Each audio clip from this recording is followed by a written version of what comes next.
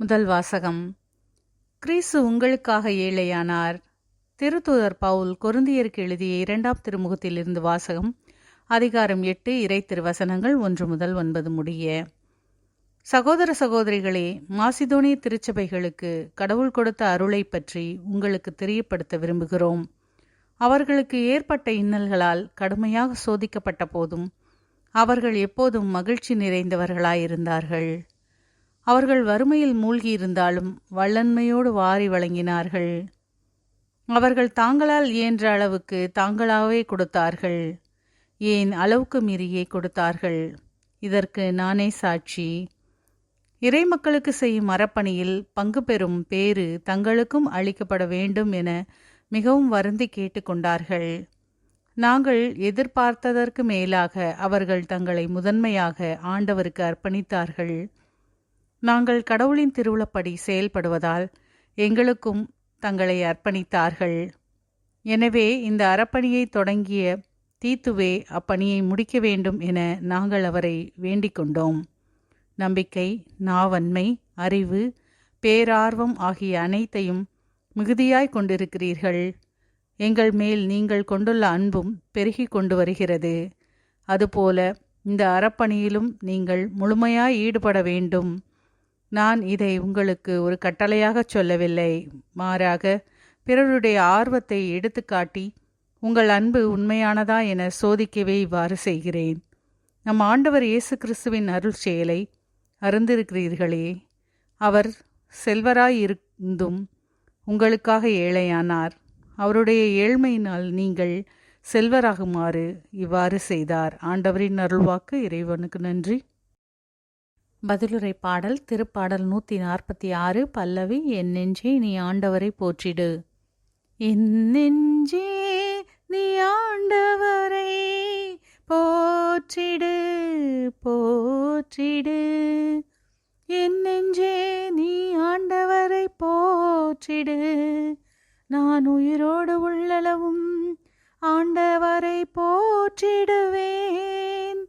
என் வாழ்நாளெல்லாம் என் கடவுளை புகழ்ந்து பாடிடுவேன். என் நெஞ்சே நீ ஆண்டவரை போற்றிடு, போற்றிடு.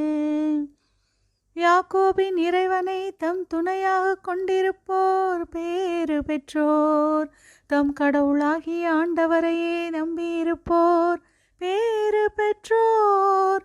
அவரே விண்ணையும் மண்ணையும் கடலையும் அவற்றிலுள்ள யாவற்றையும் உருவாக்கியவர். என்றென்றும் நம்பிக்கைக்கு உரியவராய் இருப்பவரும் அவரே. என் நெஞ்சே நீ ஆண்டவரை போற்றிடு, போற்றிடு. ஆண்டவர் ஒடுக்கப்பட்டோர்க்கான நீதியை நிலைநாட்டுகின்றார். பசித்திருப்போர்க்கு உணவளிக்கின்றார்.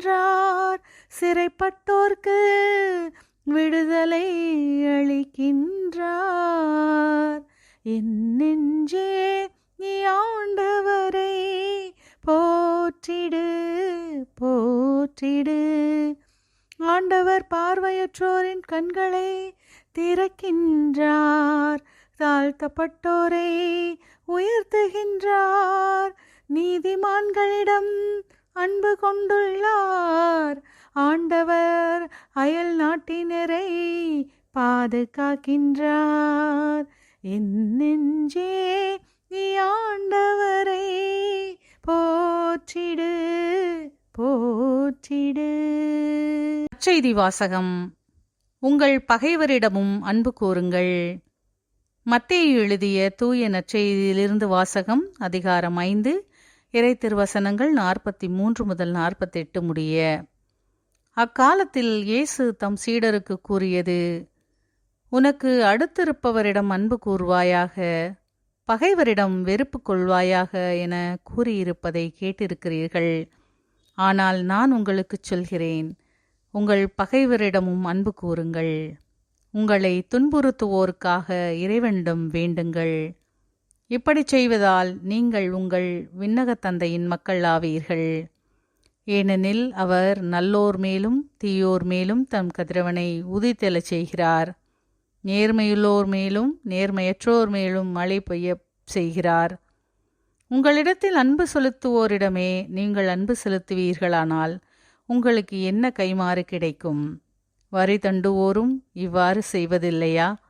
நீங்கள் உங்கள் சகோதர சகோதரிகளுக்கு மட்டும் வாழ்த்து கூறுவீர்களானால் நீங்கள் மற்றவருக்கும் மேலாக செய்து விடுவதென்ன? பிற இனத்தவரும் இவ்வாறு செய்வதில்லையா?